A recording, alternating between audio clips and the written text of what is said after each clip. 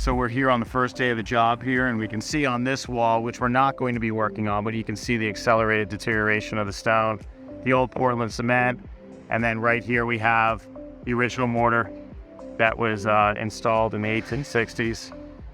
The whitish color mortar right here, that's the bedding mortar. You can see how tight they would have laid these stones. I mean, that's literally about 1/8 to 3/16 of an inch right there. Here we have our coping stones. You can see how they even notched this coping stone to lay over top. That is such an incredibly good idea, because then as the water comes down, it's falling on the actual stone in about 1 inch, it looks like. That's a design that I haven't seen on a coping stone, but it's very smart. And this Edward Potter was designing this. We do see his trademark here on the side. See, it says E.INV,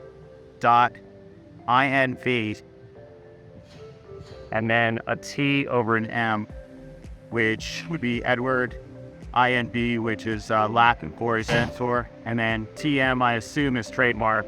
Pretty awesome. So this is what we'll be removing right here. I don't even know if I could pry this out or not. Looks like I might be able to pull it out. Basically, that's the hard mortar, and in here is the bedding mortar. So we'll be removing this. This we think was installed in the 1930s, 1940s.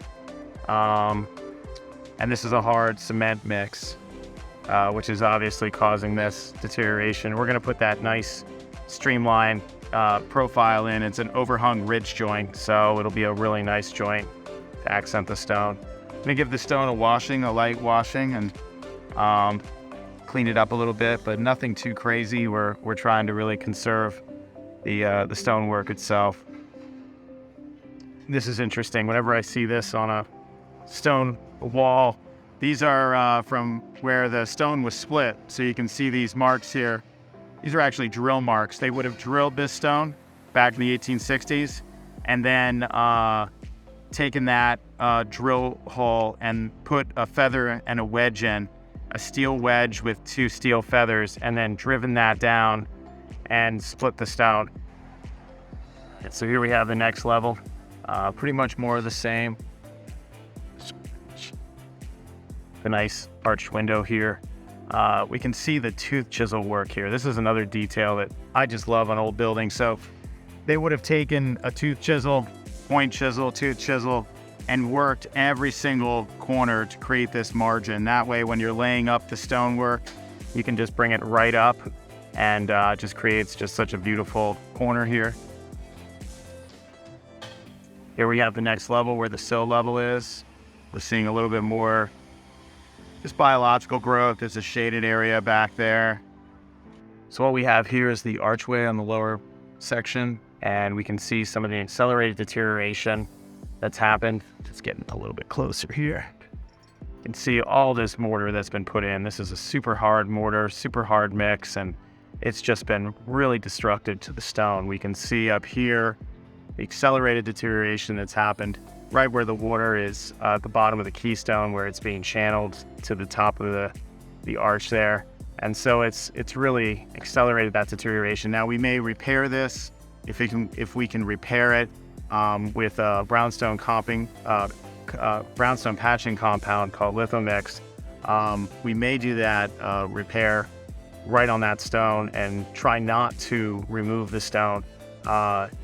We do have a local source where we can get new reclaimed brownstone that matches in color and in exactly in the same texture. We can remove that stone and put a new stone in if we find that it's structurally not sound.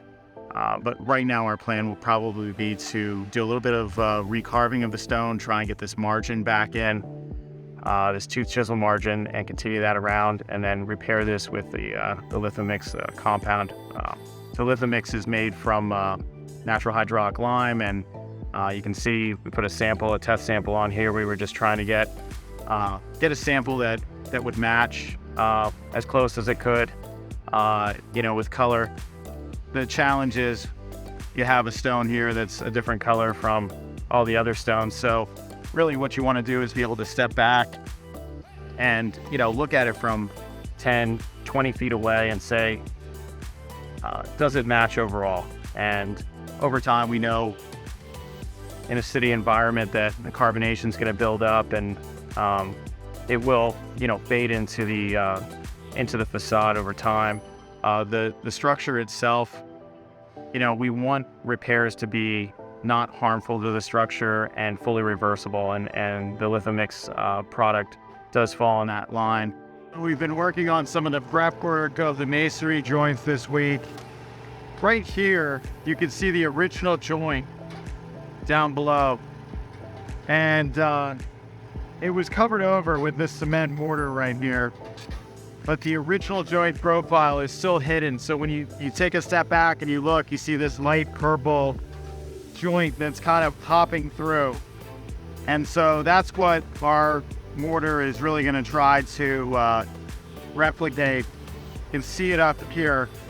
So when this was repointed in the past, they simply just went right over top of the original and kind of encapsulated that in cement.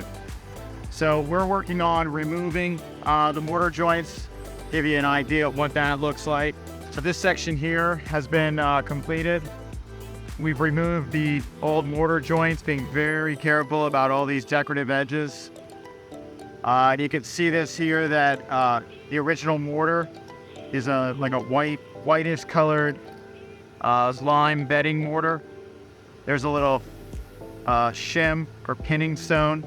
A lot of times they would use these small slates to level out a stone and to allow the stones to be even across the top. These stones were really cut so tight and so nice, and so it's going to be really rewarding to be able to bring this back to the way it originally looked. So this style joint is called an overhung ridge joint, and so there's different joint profiles, historic profiles that accented the stone, and this was originally the way that they did it. They used a straight edge, they cut it across, they beveled the joint so that the joint was proud of the stone. That way when water hits the wall, it is able to flow over the wall. It creates like little drip edges down, and it really gives a long-lasting repair. So if a job like this is properly done, the mortar should last anywhere, depending on the exposure, but it could be up to 100 years before it needs to really be replaced again. And here we have a progress shot. We're doing some of the overhung ridge joint, the pointing. And this was all cut, and guys are working on cutting it over there. Hey, this is Ken. Thanks a lot for watching today. Make sure to subscribe and like our channel, and stay tuned for future episodes on the Restoration Artisans YouTube channel.